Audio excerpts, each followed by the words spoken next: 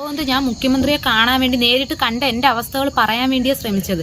അപ്പോൾ ഞാൻ അടുത്തോട്ട് ചെന്നപ്പോഴത്തേനെ എന്നെ എല്ലാവരും കൂടെ ചേർന്ന് പിടിച്ച് മാറ്റി. ഞാൻ എന്തോ വലിയ തെറ്റ് ചെയ്യാൻ പോകുന്ന രീതിയിൽ എന്നെ പിടിച്ച് മാറ്റാൻ ശ്രമിച്ചത്. എൻ്റെ കൊച്ചിനെ പിടിച്ച് തള്ളിയിട്ട് അങ്ങനെ പല സംഭവങ്ങളും നടന്നു.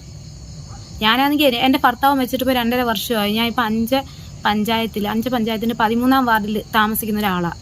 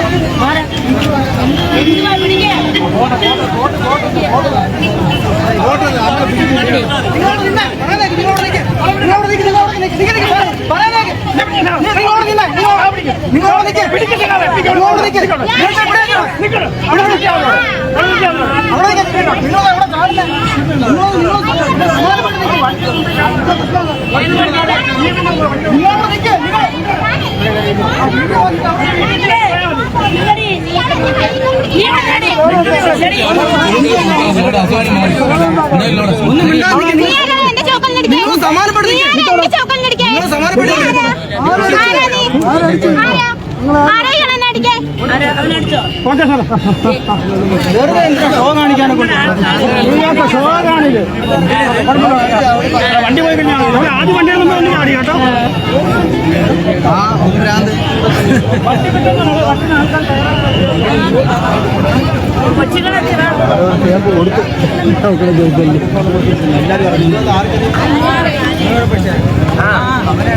പുനലൂർ ചെമ്മന്തൂർ മുനിസിപ്പൽ സ്റ്റേഡിയത്തിൽ നടന്ന നവകേരള സദസ്സിന് ശേഷം പുറത്തേക്കെത്തിയ മുഖ്യമന്ത്രിയെയും മന്ത്രിമാരെയും കാണാൻ ശ്രമിച്ചതാണ് അഞ്ചൽ സ്വദേശിനിയായ മിന്നു എന്ന യുവതി.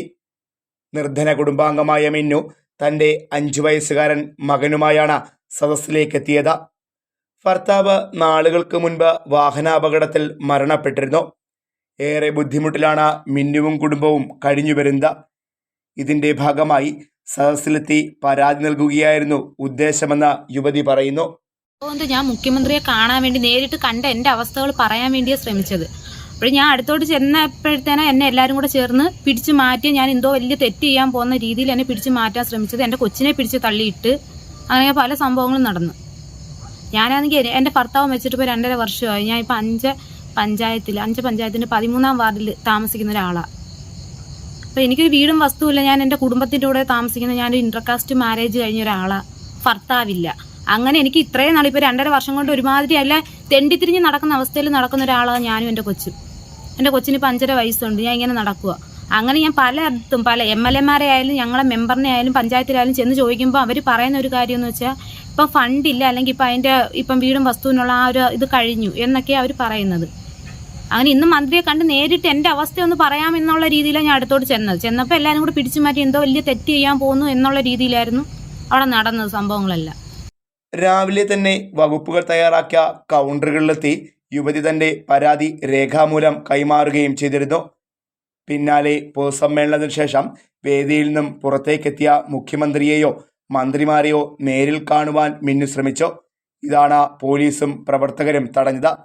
തുടർന്ന് രൂക്ഷമായ ഭാഷയിൽ പ്രവർത്തകർ തന്നോട് ഇടപെട്ടതായും യുവതി പരാതി പറയുന്നുണ്ട്. കയ്യിലൊക്കെ കയറി പിടിച്ചു, മോനെ പിടിച്ച് തള്ളിയിട്ട് എൻ്റെ കയ്യിൽ കയറി പിടിച്ചു. എന്തോ അവരുടെ അടുത്ത് എന്തൊക്കെയോ വലിയ തെറ്റ് ചെയ്യാൻ ചെന്ന ഒരാളെ രീതിയിലായിരുന്നു എൻ്റെ അടുത്ത്. ഒരു പെണ്ണാന്ന് പോലും നോക്കാതെ എൻ്റെ അടുത്തോട്ട് എല്ലാവരും കൂടെ നിന്നത്.